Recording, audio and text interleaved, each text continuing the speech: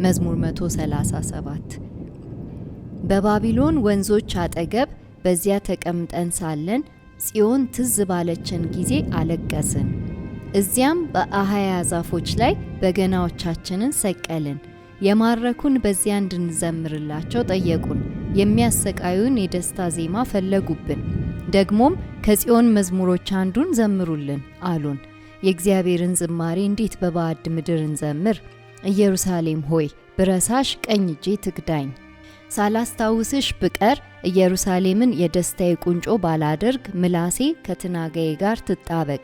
እግዚአብሔር ሆይ ኢየሩሳሌም በወደቀችበት ቀን ኤዶማውያን እንዴት እንደዛቱ አስብ። ደግሞም አፍርሷት፣ ፈጽማችሁ አፈራርሷት አሉ። አንቺ አጥፊ የሆንሽ የባቢሎን ልጅ ሆይ በእኛ ላይ ስለፈጸምሽው ድርጊት የእጅሽን የሚሰጥሽ የተመሰገነ ነው። ሕፃናትሽንም ይዞ በአለት ላይ የሚፈጠፍጥ የተመሰገነ ነው።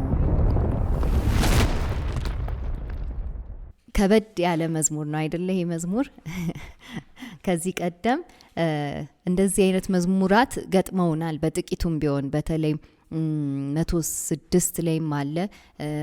ቀደም ባሉ ምዕራፎች ውስጥም እንዲህ ያሉ መዝሙራቶች አሉ። ይሄ ግጥም የሚመነጨው በጣም ካዘነ ልብ ነው አይደለ? ኢምፕሪካቶሪ ሳም ይባላል። እንዲህ አይነት ግጥም የሚጻፈው ሰው በጣም ጥልቅ የሆነ ሀዘንና ጥልቅ የሆነ ኢፍትሃዊነት ሲገጥመው ነው እንዲህ አይነት ግጥም የሚጽፈው። ስለዚህ በሶሎ የሚዘምር ግለሰብ እናያለን። በሶሎ ቢዘምርም ግን ብሔራዊ የሆነ መዝሙር ነው። እስራኤል እንደ ሕዝብ ይህን መዝሙር ትዘምራለች። አሁን ምንም እንኳ ወደ መመለስ ውስጥ እየገባች ቢሆንም፣ ምንም እንኳ ወደ ጽዮን መንገዷን ጀምራ ቢሆንም፣ እስራኤላውያን በሙሉ ወደዛ እያመሩ ቢሆንም ግን የሆነ ያልተፈወሰ ቁስል አለ፣ ያልዳነ ነገር አለ አይደለም? ይሄ ቁስል ደግሞ ያደረሰችባቸው ባቢሎን የምትባለዋ ነች። ባቢሎን በጣም መታቸዋለች። ኢየሩሳሌምን፣ ህዝቡን፣ እስራኤላውያንን፣ ይሁዳን፣ ህዝቡን በጣም አሳቃ መታቸዋለች። እና ይህንንም ደግሞ ያደረገችው እግዚአብሔርን መብት ሰጥቷት ለ70 ዓመት ስትጨቁናቸው ቆይታለች። በግብጽ ምድር እያሉ የግብጽ ክንድ ነበር እንደዚህ ሲያሳቅቃቸውና ሲያቆስላቸው የቆየው። ከግብጽ በኋላ የተለያዩ ጠላቶች ተፈራርቀውባቸዋል። ፍልስጤማውያን፣ ከነዓናውያን፣ ምድያማውያን የተለያዩ። አሁን ደግሞ ለመጨረሻ ጊዜ እግዚአብሔር ተዉ ተመለሱ እያላቸው አንመለስም ብለው የእግዚአብሔር ልጆች እስራኤላውያን እምቢ አሻፈረኝ ብለው ለጠላቶቻቸው ለባቢሎናውያን ታልፈው ተሰጥተዋል። ስለዚህ በ586 ቅድመ ክርስቶስ ዓመት ላይ መታ ባቢሎን ኢየሩሳሌምን እንዳልነበረች አደረገቻት። ግማሹን አቃጠለች፣ ግማሹን ወሰደች፣ ግማሹን በሰይፍ ገደለች፣ ግማሹን በታተነች። ስለዚህ ይሄ ነገር በጣም የቅርብ ትዝታ ነው፣ ያስታውሱታል። ከዛ የወሰደቻቸው ደግሞ በግዞት ምድር ያስቀመጠቻቸው ባሪያ ነው ያደረገቻቸው አይደል? የነሱም ከተማ እንዲገነቡ የነሱ ባሪያ አድርጋ በጣም በቃ ጉልበታቸውን ስትበዘብዝ ነው የቆየችው። እስራኤላውያን ግን የማን ባሪያዎች ናቸው? የእግዚአብሔር ባሪያዎች አይደለ? ሲያገለግሉ የቆዩት ግን ባቢሎንና አማልክቶቿን ነው። ለባቢሎን ከተማ ሲሰሩ ቆይተዋል። እነሱ ግን እግዚአብሔር ከተማ ሰጥቷቸዋል። ጽዮን የምትባል ኢየሩሳሌም የምትባል ከተማ ሰጥቷቸው ሊያርፉ የተሰጣቸው ቦታ እያለ እነሱ ግን በባቢሎን ወንዞች አጠገብ እያነቡ እያለቀሱ ደም እንባ እየተፉ አይደለ? እያለቀሱ ብዙ ወዝ እየወጣቸው ላብ እያላባቸው የመሰረቷት ከተማ አለች ባቢሎን። የባቢሎን ንጉስ ደግሞ በጣም የከፋ ንጉስ ነው። ከለዳውያን ይለዋል ኢሳያስ፣ የከለዳውያን አለቃ ይለዋል። እና ከለዳውያን የሚባሉ ህዝቦች በጣም ግፍ የተሞሉ ናቸው። የሚገዙበት መንግስታቸው የሚያስተዳድሩበት እጅ የብረት እጅ ነው። ይወስዱና ህዝቡን ባሪያ ነው የሚያደርጉት ብለናል አይደል? ከዛ እዛ የማረኩት ከተማ ላይ የሚቀረውን ህዝብ አቅመቢስ የሆነውን ደካማ የሆነውን ህዝብ ደግሞ ይጨፈጭፉታል። ድንጋይ ላይ ወስደው ይፈጠፍጡታል። ደካማ የሆኑትን በሙሉ ወስደው የማይሆን ተግባር ይፈጽሙባቸዋል። ስለዚህ ይሄንን ያዩ ነቢያቶች አሉ። ለምሳሌ ኤርሚያስ እነ ባቢሎን ሲመጡ ነበረ። ትዝ ይላችሁ ከነበረ ኤርሚያስ አልቃሻው ነቢይ ነው የሚባለው አይደለ? ያለቅሳል። ምክንያቱም በፊቱ እየተፈጸመ ነው ያ እግዚአብሔር ያሳየው ነገር እስራኤል እንዴት እንደሚቀጣና እስራኤል እንዴት በእግዚአብሔር ቅጣት ውስጥ ሊወድቅ እንዳለ ሲያሳየው ያለቅሳል። ኤርሚያስ ያለቅሳል። ኤርሚያስ እንደውም ምን ነበረችው? ጓደኛ ነበረችው አይደለ? ሊያገባት የተዘጋጀ ጓደኛ ነበረችው ትንቢተ ኤርሚያስ ምዕራፍ 12 ላይ እና እሷም በፊቱ በሰይፍ ስትገደል በአይኑ አይቷል ኤርሚያስ፣ ነብዩ ኤርሚያስ እና ለሷ ሁሉ ያለቅሳል። ምን ብሎ ነው የሚያለቅሰው? ላገባሽ ፈልጌ ነበር፣ ካንቺ ጋር ቤተሰብ ልመሰርት ፈልጌ ነበር እያለ ያለቅስላታል። ከዛ እግዚአብሔር ይሄንኑ ለቅሶ ተጠቅመ ህዝቤ ጋር አልቅሰው ይለዋል። ምክንያቱም ይሄ የእግዚአብሔርም ለቅሶ ነው አይደለ? እግዚአብሔርም ህዝቡን ሊያገባ ፈልጎ ነበር። ህዝቡን የራሱ ህዝብ ቤተሰብ ሊያደርገው ፈልጎ ነበር። ከህዝቡ ውስጥ ቤተሰብ ሊያወጣ ፈልጎ ነበር። ስለዚህ ይሄ አልቃሻው ነቢይ የእግዚአብሔርን ለቅሶ ያለቅስ ነበረ። ሌላው ይህንን ነገር ያየ ሕዝቅኤል ነው። ሕዝቅኤልም በዘመኑ በግዞት ዘመን የነበረ ነው። እንደውም የግዞቱ ተጠቂም ጭምር ነው አይደለ? ሕዝቅኤል ምዕራፍ 1 ቁጥር 1 ላይ በኮባር ወንዝ አጠገብ በምርኮኞች መካከል ሳለው ይላል ሕዝቅኤል። ማለትም ኮባር ማለት ባቢሎን ነው ያለው። ከትግሪስ እና ከኤፍራጥስ መካከል ኮባር የሚባል ሌላ ለመስኖ የሚጠቀሙበት ወንዝ አለ። እሱ መካከል ከምርኮኞቹ ጋር ቁጭ ብዬ ሳለው እግዚአብሔር ተናገረኝ ይላል። እና እግዚአብሔር ያሳየው የመጨረሻ ነገር ከዚህ ቀደም እንዳወራ ነው በጣም እግዚአብሔር ልቡን የሰበረበትን ነገር ነው የሚያሳየው አይደለም? እስራኤል የመጨረሻ የእግዚአብሔርን ወገብ የሰበረችው የማይሆን ጣዖት የእግዚአብሔር ቤተ መቅደስ ውስጥ አስገብታ ነው። በዓል ማለትም ቱሙዝ የሚባል ይሄ እኔ እረኛ ነኝ፣ እኔ እመግባለሁ፣ እኔ አሰማራለሁ የሚል ጣዖት አስገባች። የቃል ኪዳን ታቦቱ የሚገኝበት ስፍራ ውስጥ ያንን ጣዖት አስቀመጠች። እና ይህንን ነገር በሙሉ በራእይ ለሕዝቅኤል ያሳየዋል። ተመልከት ሕዝቅኤል ይሏል። እነዚህ ሰዎች አይገርሙም? ከእኔ መገኘት አጠገብ ሌላ መገኘት ሲጋብዙ ተመልከት። እኔ እግዚአብሔር ደግሞ ተዳብዬ አልኖርም፣ ስለዚህ ብድግ ብዬ እወጣለሁ አለው። እና ለሕዝቅኤል እያሳየው የእግዚአብሔር ክብር ከቤተ መቅደሱ ብድግ ብሎ ሲነሳ ይመለከታል። ክብሩ ለቆ ሲወጣ ያያል። የእግዚአብሔር ክብር ለቆ ሲወጣ ደግሞ ያመለኩት ጣዖት ህዝብ አለው አይደለ? እዚህ ምድር ላይ ኤጀንቶች አሉት፣ ተንቀሳቃሽ ኃይላቶች አሉት፣ ነገስታቶች፣ አለቆች አሉት። ስለዚህ ያ ቱሙዝ የሚባለው ጣዖት አስከትሎ ሌሎችን ጠላቶች ሲያመጣባቸው እናያለን። የከለዳውያን የባቢሎናውያን ሰራዊት ሲመጣባቸው እናያለን ማለት ነው። ስለዚህ ሕዝቅኤል ምንድን ነው የሚላቸው? በኮባር ወንዝ ማዶ ሆኜ እኔም አለቀስኩ ይላል ሕዝቅኤል። ነቢያቶቹ ያለቅሳሉ፣ ካህናቶቹ ያለቅሳሉ፣ ከዛ ደግሞ እስራኤላውያን ህዝቡ እንደ ህዝብ ያለቅሳሉ ማለት ነው። የእግዚአብሔር ክብር ለምንድን የተወሰደብን ይላሉ። የእግዚአብሔር ክብር ልክ ሲወሰድ ያ የቃል ኪዳኑ ታቦት ማንኛውም ሰው መጥቶ መያዝ ጀመረ አይደለ? ማንኛውም ሰው መጥቶ ያቃጥላል። ማንኛውም ሰው መጥቶ ወርቁን፣ እቃውን፣ ቅዱስ የሚባሉትን ንዋይ ቅድሳት የሚባሉትን እቃዎች በሙሉ በግዞት ምድር ወስዶ ይጠቀምባቸዋል ማለት ነው። ስለዚህ እግዚአብሔር እንደተዋቸው ሲነግራቸው እናያለን። ግን ደስ የሚለው ትቷቸውም አልተዋቸውም አይደለም። እግዚአብሔር ቀድሟቸው የት ይሄዳል? ወደ ባቢሎን ሄዳል፣ ወደ ምርኮ ምድር። ለሕዝቅኤል ወደ ምስራቅ ያ ክብሩ ከቤተ መቅደስ ተነስቶ ወደ ምስራቅ ሲሄድ ያሳየዋል። ስለዚህ ቀድሟቸው በግዞት ምድር ማን ነው ያለው? እግዚአብሔር ራሱ ነው ያለው። ህዝቡን አይጥለም። ህዝቡን ትቷቸው በቃ በራሳቸው መንገድ እንዲሄዱ ሲተዋቸው አናይ። ምክንያቱም እግዚአብሔር ለቃል ኪዳኑ ታማኝ ነው። ቃል ኪዳኑ ደግሞ የጋብቻ ቃል ኪዳን ነው አይደለ? ስለዚህ ሚስቱን አይተዋትም። ሚስቱ የፈለገ ሌላ ቦይፍሬንድ ብትይዝ አይተዋትም። ተከትሏት እዛ ያለችበት ምድር ይሄዳል ማለት ነው እግዚአብሔር። እና እዛ ቦታ ላይ አንዳንድ ብዙ ቁስል ደርሶባቸዋል። ብዙ ቡቀሳ አይደለም፣ ብዙ አይነት ጭኮና። ባቢሎናውያን የግብጽ መንፈስ ነው ያለባቸው። ሁልጊዜ የምድር መንግስታት ከበስተጀርባቸው የሚሰራ ኃይል አለ ብለናል አይደለ? ያ ኃይል ደግሞ አንድ አይነት ነው። ይሄ የወደቁት ማለት ነው። የወደቁት ከበስተጀርባ ሆኖ አለቃ ሆኖ ያስተዳድራል፣ ይገዛል። ስለዚህ በግብጽ ምድር እስራኤላውያንን ሊጨፈጭፍ ሲነሳ ምንድን ነው ያደረገው? ዘጸአት ላይ ፈርዖን መጀመሪያ ያነሳባቸው ጦርነት ህፃናቶቻቸውን አይደለ? ከ2 ዓመት በታች ያሉ ወንዶች ልጆቻቸው የናይል ወንዝ ውስጥ እንዲገደሉ አደረገ። ያው መንፈስ በዘመናት መሃል ሁልጊዜ ይከታተላቸዋል። እስራኤል እንደ ህዝብ እንዳይበዙ፣ እንዳይሰፉ፣ እንዳይበለጽጉ፣ ምድሪቷ እንዳይወርሱ የሚያደርግ የእባቡ መንፈስ ከበስተጀርባ ይሰራል። ሴቲቷን ዘር የሚዋጋ መንፈስ ስለሆነ ነው። ስለዚህ ዘፍጥረት 3 ላይ የተነገረን ነገር ሁልጊዜ ይከታተላቸዋል። እባቡ የሴቲቷን ዘር ለማጥቃት ሁልጊዜ በእስራኤል መካከል ያለው መሲ ለመምታት በእንቅስቃሴ ውስጥ ነው እና ያን በሚያደርግበት ጊዜ ግብጽ ልጆቻቸውን ለመግደል ሞክራለች። አሁን ደግሞ ፍልስጤማውያን በመሳፍን ዘመን ብዙ ሞክረዋል፣ አልተሳካም እንጂ አሁን ደግሞ ባቢሎን እየሞከረች አለ አይደለ? ባቢሎን ምንድነው ያደረገችው? ህፃናቶቿን ወስዳ በድንጋይ ላይ ፈጥፍታለች፣ የእስራኤልን ህፃናቶች። ይህንን ባይኑ የተመለከተው ነቢይ ኤርሚያስ ነው። ኢሳይያስ በራእይ ተመልክቶታል። ኢሳይያስ በደንብ ሁሉን ነገር አይቶታል። በተለይ ኢሳይያስ ምዕራፍ 13 ላይ በጣም በቃ ጭው የሚያደርግ ነገር ነው የሚሰማው ይላል።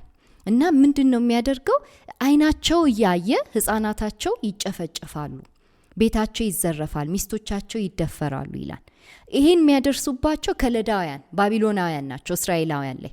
ከዛ ኢሳይያስ ግን ምንድነው ብሎ የሚያስጠነቅቃቸው? እናንተ ባቢሎናውያን አሁን ተፈቅዶላችሁ እግዚአብሔር እንድትቀጡን እያደረገ ነው፣ እናንተን ደግሞ የሚቀጣ ኃይል ይመጣል ይላቸዋል።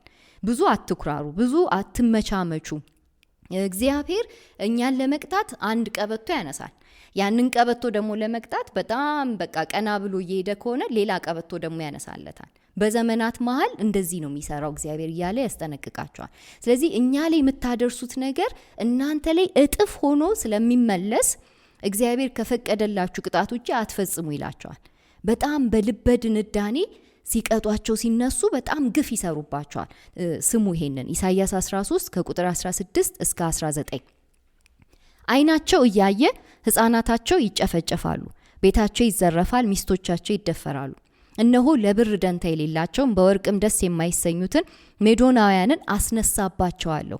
ቀስታቸው ጎበዞችን ይፈጃል፣ ህፃናትን አይምሩም፣ አይናቸውም ለልጆች አይራራም። የመንግስታት እንቁ የከለዳውያን ትምክት የሆነችውን ባቢሎንን እግዚአብሔር እንደ ሰዶምና እንደ ገሞራ ይገለብጣታል ይላል። እና ኢሳይያስ የሚናገረው ለባቢሎናውያን ነው እያስጠነቀቀ። ምን ይላቸዋል? አሶርን አስታውሱ ይላቸዋል። አሶር የሰሜኑን ግዛት ያስጨነቀች ግዛት ነች። እና ከአሶር እንኳን አይታችሁ አትማሩም ወይ? አሶር እንድትገለበጥ ያደረገ እግዚአብሔር እናንተንም ይገለብጣቸዋል፣ ለእናንተ የሚያስነሳው ደግሞ ሌላ ህዝብን ነው እያለ ይነግራቸዋል። በዘመናት መሃል እግዚአብሔር ልክ ትምክህተኞች ሲነሱ፣ ለምሳሌ አሶር ስትነሳ ለእሷ መቅጫ ባቢሎንን ያስነሳል። ባቢሎን ስትነሳና በጣም ስትኩራራ ለእሷ መቅጫ ከለዳውያን የሚባሉ ይመጣሉ። ሜድ ትመጣለች፣ ሜዶናውያን። ከዛ ደግሞ ፋርስ ይመጣል። ለፋርስ መቅጫ ደግሞ ግሪክ ይመጣል። ለግሪክ መቅጫ ደግሞ ሮም ይመጣል። እንደዚህ ያለ እግዚአብሔር መንግስታትን አንዱን ለአንዱ እየቀጣ የሚያሳልፍ እግዚአብሔር ነው። እና አትመኩ ይላቸዋል፣ ይገለባብጣቸዋል። እግዚአብሔር ፈቅዶ ነው አሁን በእናንተ እጅ የወደቅ ነው እያለ ያስጠነቅቃቸዋል። ግን ባቢሎናውያን ይቀጥላሉ፣ ግፋቸውን ይቀጥላሉ። እና ይሄ ትልቅ ቁስል ሆኖባቸዋል፣ ትልቅ ቁስል። አሁን ምንም እንኳን መልሶ መቋቋም ውስጥ ቢገቡም ያስታውሳሉ፣ ያሳለፉትን ነገር ትዝ ይላቸዋል። ለዛ ነው ቁጥር 1 ላይ ትዝ ባለን ጊዜ አለቀስን ይላሉ። ያለቅሳሉ አይደለ? ምክንያቱም አሁን ያሉበት ከተማ ትተው የወጡት ከተማ እያነጻጸሩ ነው። አሁን ያሉበት ከተማ ባቢሎን ነው፣ እዛ ሜዳ ላይ ዝቅተኛው ቦታ ላይ። ጽዮን ደግሞ የምትባል ከተማ አለች ከፍታው ኮረብታው ላይ። እና ንጽጽሩ የሌለ ነው። ጽዮን ጋር በጣም ተዘልለው በሰላም በእግዚአብሔር ሕልውና ውስጥ የቆዩበት ስፍራ ነው። እዚህ ባቢሎን ደግሞ ዝቅታ ነው፣ ሙቀት ነው፣ ሀሩር ነው። ህይወትም በቃ የሚያቃጥል ህይወት ነው። የሚያቃጥል ህይወት ውስጥ ገብተዋል። ስለዚህ ባቢሎን ወንዝ አጠገብ ሆነን የእግዚአብሔርን ዝማሬ ይጠይቁናል አሉ። ሌዋውያን ናቸው በተለይ እዛ የተቀመጡት ሙዚቃ የሚጫወቱ ኳየሮች። እና ሲጠይቁን እንዴት በዚህ ሁኔታ ውስጥ ዝማሬን ትጠይቃላችሁ ከኛ እንላቸዋለን አለ። ቆስለን ደርቀን አዝነን የእግዚአብሔር ክብር ተለይቶን እንዴት ትጠይቁናላችሁ ይላል። እና እኛ በዛፎች ላይ በገናችንን ሰቅለናል ይላል። ምን አይነት ዛፍ ነው የሚለው? አሃያ።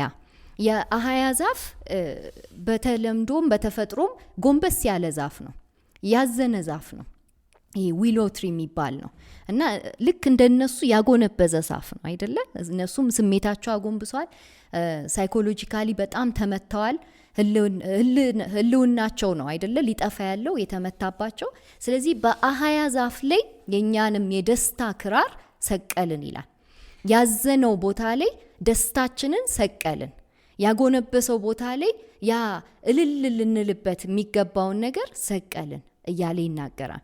እና በ20 ዛፎች ላይ በገናዎቻችንን ሰቀልን። የማረኩን በዚያ እንድንዘምርላቸው ጠየቁን። የሚያሰቃዩን የደስታ ዜማ ፈለጉብን። ደግሞም ከጽዮን መዝሙሮች አንዱን ዘምሩልን አሉን ይላል። እስራኤላውያን በመዝሙር ይታወቃሉ። በተለይ ደግሞ ዳዊት ያሰለጠናቸው ሌዋውያን በጣም በመዝሙር ይታወቃሉ አይደለም? ኳየሩ በደንብ ሰልጥኗል፣ በዝማሬ ሰልጥኗል። እግዚአብሔርን ሌት ተቀን ያገለግላል። እና ከጽዮን የሚዘመረው መዝሙር ይታወቃል በመካከለኛው ምስራቅ ውስጥ። ያ መዝሙር ለየት ያለ መንፈስ የተሸከመ መዝሙር ነው። እና ዘምሩልን እያሉ ይጠይቋቸዋል። ሲዘምሩ አብረዋቸው ለማምለክ አይደለም የሚጠይቋቸው። ሲዘምሩ ግማሾቹ ያሾፉባቸዋል፣ ግማሾቹ አረ ስለ እግዚአብሔር ድንቅነት ነው እንዲህ የምትዘምረው እያሉ ይቀልዱባቸዋል። የታል ድንቅ ከሆነ አንተ እንዴት እዚህ እስር ቤት መጣ? እግዚአብሔር ድንቅ ከሆነ እንዴት አንተ ባቢሎን ምድር ላይ ባሪያ ሆነ ተቀመጥክ? ሊሏቸው ነው የሚጠይቁባቸው። ስለዚህ የደስታን ዜማ በለቅሶ ጊዜ እንዴት ሲጠይቁን እኛ መዘመርማ አንችልም ይላሉ። እና እግዚአብሔር ሆይ እንዴት አታየንም እያለ ነው የሚናገር ያለው። የእግዚአብሔር ዜማ የሚባለው በተለይ ሁለተኛ ዜና 7 ላይ አለ። የእግዚአብሔር ዜማ የሚባል አለ። ምንድነው የእግዚአብሔር ዜማ? ፍቅሩ ለዘላለም ጸንቶ ይኖራል የሚለው ነው። ሁለተኛ ዜና ምዕራፍ 7 ቁጥር 6 ካህናቱም እንደ ሌዋውያኑ ንጉሥ ዳዊት እግዚአብሔር እንዲወደስበት የሰራውና ፍቅሩ ለዘላለም ጸንቶ ይኖራል በማለት እግዚአብሔርን ባመሰገነ ጊዜ የተቀመጠበትን የእግዚአብሔርን የዜማ መሳሪያ ይዘው በተመደበላቸው ስፍራ ቆሙ። ካህናቱም በሌዋውያኑ ትይዩ ሆነው መለከቶቻቸውን ሲነፉ እስራኤላውያን ሁሉ ቆመው ነበር ይላል። ይሄ የእግዚአብሔር ዜማ የሚባል አለ። ነህምያ 9 ላይ የእግዚአብሔርን ዜማ ዘምሩ ይላቸዋል ለካህናቱ ለሌዋውያኑ ሲመለሱ ማለት ነው። የእግዚአብሔር ዜማ ሄሴድ የሚባለው ቃል ያለበት ነው። ሄሴድ ደግሞ ሁልጊዜ የምናወራው አይደል? እግዚአብሔራዊው ፍቅር አለ። ይሄ ጽኑ በጎ የሆነ ፍቅር የማይለዋወጥ በሁኔታዎች ውስጥ በቃ እግዚአብሔር ፊቱን አዙሮብናል በምንልበት ወቅት ሁሉ ደግነቱ አለ። ስለዚህ የእግዚአብሔርን ዜማ ፈለጉብን። ዛሬ ላይም ባቢሎን ላይ ቆማችሁ የእግዚአብሔር ጽኑ ፍቅር አልተለወጠም ብላችሁ ዘምሩ ብለው ነው የሚጠይቋቸው። እንዴት ይዘምሩ? እንዴት ይዘምሩ አይደለ? ትልቅ ጥያቄ ነው፣ ትልቅ ቀውስ። የእግዚአብሔር ፍቅር አልተለወጠም ተብሎ የሚዘመረው ሲመቸን ነው አይደል? ሲመች ይዘመራል። ባቢሎን ወንዝ ማዶ ግን ጭቆና ውስጥ ሆነን ባሪያዎች ሆነን የኛ ጠላት አይሎ እንዴት ይዘመራል? እና ይሄ ዘማሪ በቃ እውነቱን ይነግረናል አይደል? እንዴት በባዕድ ምድር እንዘምር? ቁጥር 4 አይደለም? እንዴት የእግዚአብሔርን ዝማሬ በባዕድ ምድር እንዘምር? እናውቀዋለን፣ መዝሙሩ ትዝ ይለናል፣ ግን አሁን ለመዘመር አንችልም። አሁን ለማልቀስ ነው ምንችለው ይላል። ያለቅሳል ማለት ነው። እየየ ይላል። ልክ እንደ አልቃሹ ነብይ ዋይ ይላል። ራሄል ልትጽናና አልቻለችም ይላል። ልጆቿን ስላጣች፣ ልጆቿ ስለተፈጠፈጡባት አሁን የማልቀስ ጊዜዋ ነው። ስለዚህ አንዘምርም ይላል። ቁጥር 5 ኢየሩሳሌም ሆይ ብረሳሽ ቀኝ እጄ ትግዳኝ ይላል። አለች የሆነች ከተማ አይደለ? ኢየሩሳሌም የምትባል አሁን ባቢሎን ከተማ ውስጥ ነን። ግን ባቢሎን ከተማ ውስጥ ሆነን ያቺን ከተማ አንረሳም ይላል ደግሞ ዘማሪው። ህዝቡን ወደ እምነት ውስጥ ሊጨምራቸው ይፈልጋል። አዝነናል፣ አዎ አዝነናል። ተሰብረናል፣ አዎ ተሰብረናል። ባሪያዎች ተደርገናል፣ አዎ ባሪያዎች ተደርገናል። መዝሙር ከአንደበታችን ተሰርቆብናል፣ አዎ ተሰርቆብናል። ግን ይላል አለን፣ ከተማ አለን። ባቢሎንማ ቀሪዎች አይደለንም ይላቸዋል። እዚህማ ቀሪ አይደለንም። እዚህ የሚያቆስሉን ቦታማ እያቆሰሉን አንቀጥልም። እንደዚህ እንደቆሰል እንደተሰበርን ልባችን እንደደከመ አንቆይም ይላቸዋል። እና እንዳትረሷት ኢየሩሳሌምን ይላል። እንዳትረሷት። ልክ እንደ ቀኝ እጃችሁ ላይክ ስራ የምትሰሩበት እጅ አለ አይደለም? ሙዚቃ የምትጫወቱበት እጅ አለ። ልክ እንደሱ ኢየሩሳሌምን አስቡ ይላል። ምክንያቱም እግዚአብሔር የመጎብኘታችንን ቀን ያፈጥንልናል። ወደዛች ከተማ ቶሎ ያስገባናል። ከዚህ ከማይሆነው ከተማ አውጥቶ ወደዛ ቶሎ ያስሮጠናል ይላል። እና እንዳትክዷት ያችን ኢየሩሳሌምን። በቃ ተስፋ ስንቆርጥ የምንክደው ብዙ ነገር አለ አይደለ? ተስፋ በጣም ወሳኝ ነገር ነው ለአማኝ። ምክንያቱም ያለ ተስፋ መጠባበቁ ይቀራል ማለት ነው። ያ የምንኖርሰው ነገር፣ ያ ከተማ፣ ያ ከፍ ያለ ቦታ መመለስ የሚባለው የእግዚአብሔር ሕልውና የሚባለው ነገር በተስፋ የምንጠባበቀው ነገር ነው። ተስፋችን ባቢሎን ከተቀበረ እኛንም ባቢሎን ለመቅበር በጣም በቃ አቅም ያገኛሉ ማለት ነው። ስለዚህ እግዚአብሔር አሁን በዚህ ዘማሪ ምክንያት ምንድን ነው የሚያስታውሳቸው? ግዴላችሁ እጃችሁን ተመልከቱ፣ ይሄ እጃችሁ ሙዚቃም ትጫወቱበት ደግማችሁ ትጫወቱበት አላችሁ ይላቸዋል። ከዛ ደግሞ ሳላስታውስሽ ብቀር ኢየሩሳሌምን የደስታዬ ቁንጮ ባላደርግ ምላሴ ከትናጋይ ጋር ትጣበቅ ይላል። ምላስ ማለት ለዝማሬ የሚጠቀምበት ሌላ መሳሪያ ነው አይደለ? እልል ለማለት የሚጠቀምበት ነው። እና ያቺን ከተማ መርሳት ማለት አምልኮ ይረሳል፣ እልል ማባል ይረሳል፣ ብዙ ነገር ይረሳል። ስለዚህ እንዳትረሱ ለመዘመር፣ ለማሸብሸብ፣ እግዚአብሔርን ለማምለክ ዝግጁ በሆነ ህይወት ውስጥ ኑሩ ይላቸዋል። በመጠባበቅ ህይወት ውስጥ ኑሩ ይላቸዋል። እና የእግዚአብሔርን መገኘት ነው። ኢየሩሳሌም ሲል ከከተማው አይደለም ቁርኝቱ አይደለም።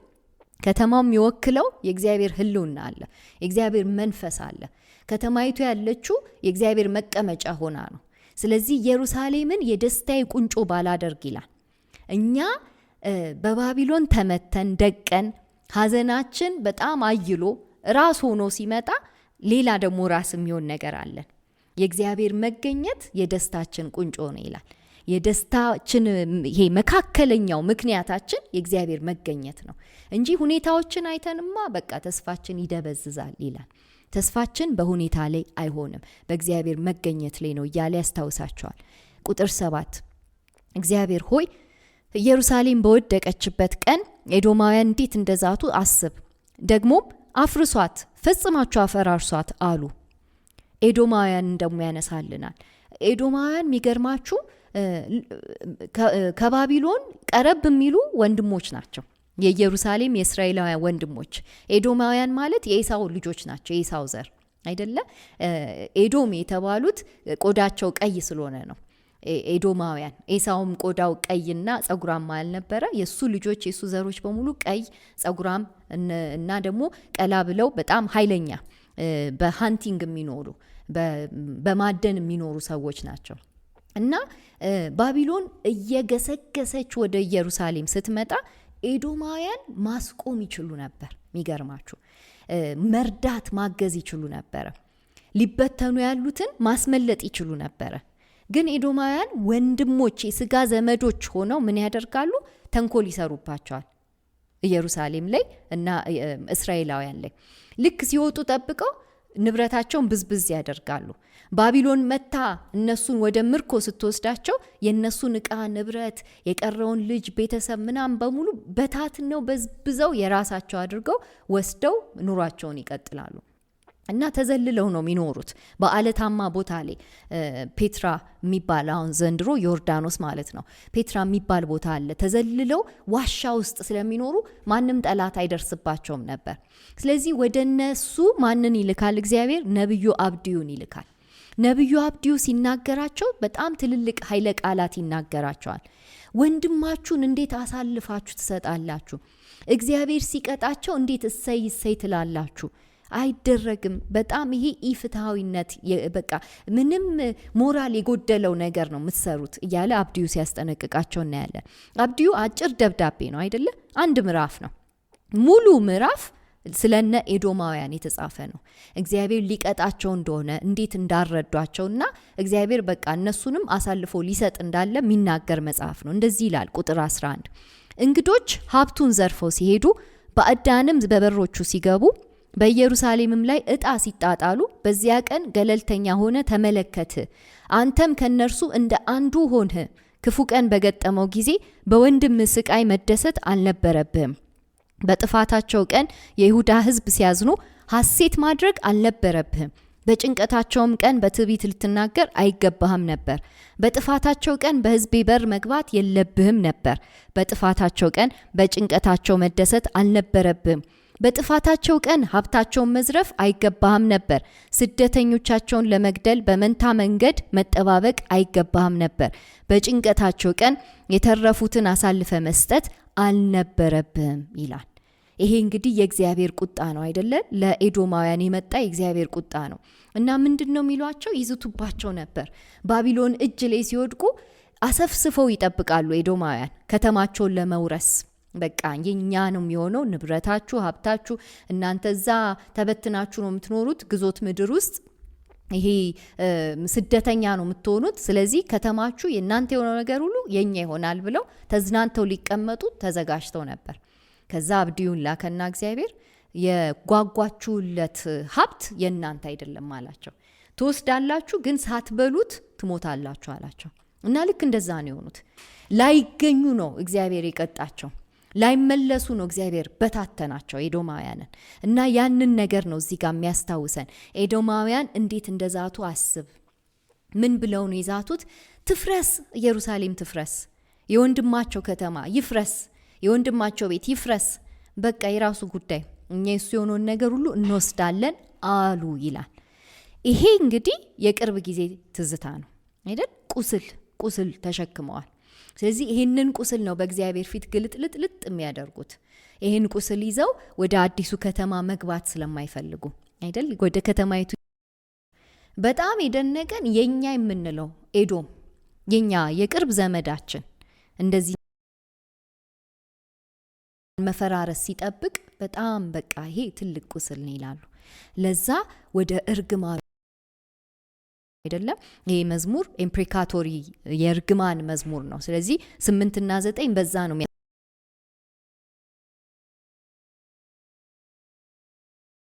ፈጸምሹ ድርጊት የእጅሽን የሚሰጥሽ የተመሰገነ ነው። ሕፃናትሽንም ይዞ በአለት ላይ የሚፈጠፍጥ አይደለ? ከባድ ኃይለ ቃል ይናገራል። ሰው ሲቆስል በዚህ መልኩ ነው እግዚአብሔር ፊት ቁስሉን የሚያቀርበው። እሱ ላይ የደረሰበትን ነገር እነሱ የሚድረስባቸው። አንተ የፍትህ አምላክ ከሆንክ አይን ለአይን እጅ ለእጅ እያለ ነው የሚናገር ያለው።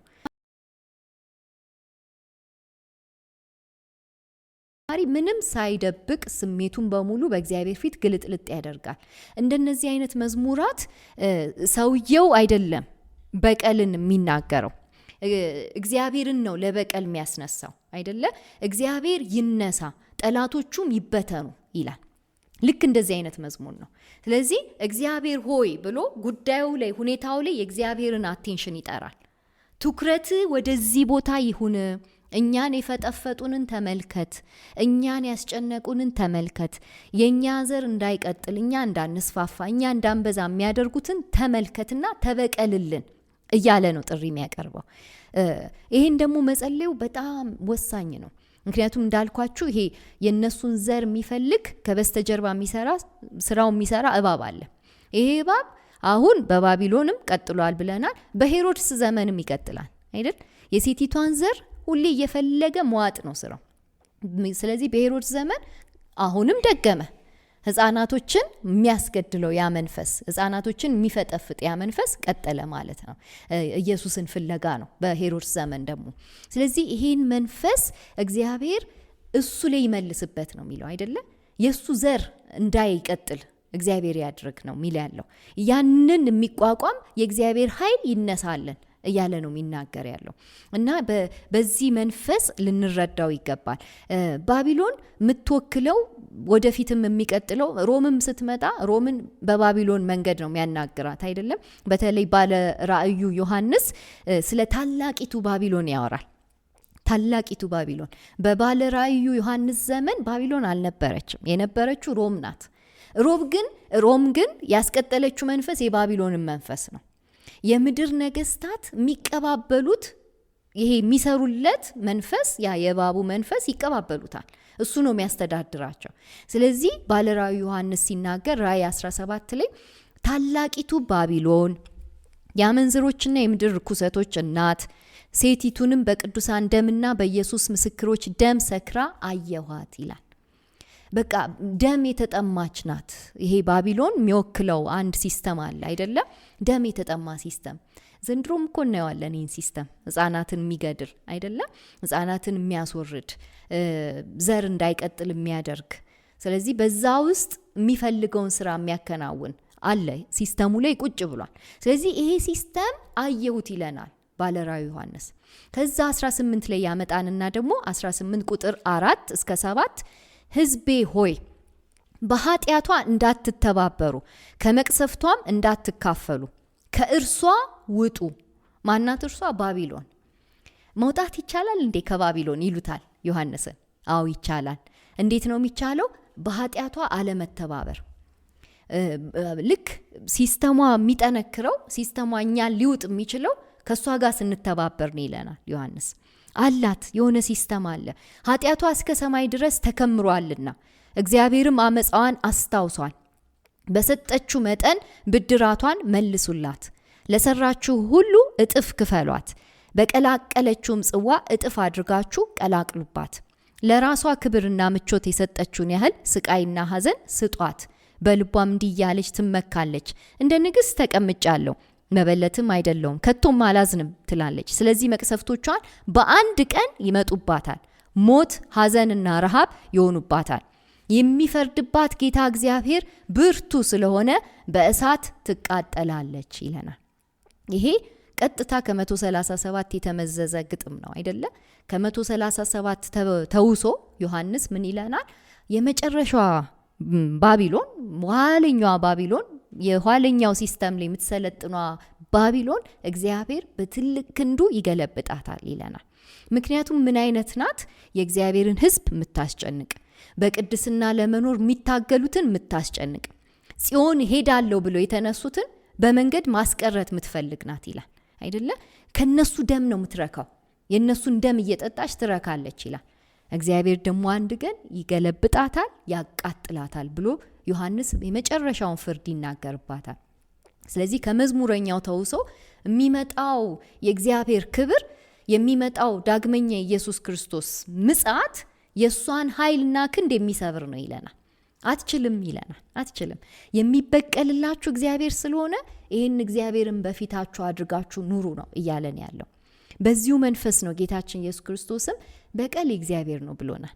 በቀል የእግዚአብሔር ነው። ዘዳግም 32:35 አይደለ? ጳውሎስም ይህንን ያስተጋባል ሮሜ 12:17-19 ላይ በቀል የኛ አይደለም። እግዚአብሔር ትኩረቱን በዚህ ሁኔታ ላይ እንዲያደርግ ትኩረቱን እንጠራለን፣ እንጮሃለን ወደ እሱ። አረ እግዚአብሔር ሆይ ድረስልን እንላለን። እግዚአብሔር ግን የመጨረሻውን በቀል የሚያደርገው እርሱ ነው እያለ ይነግረናል። ከዛ ገላትያ 6:7 ላይ ምን ይለናል ጳውሎስ?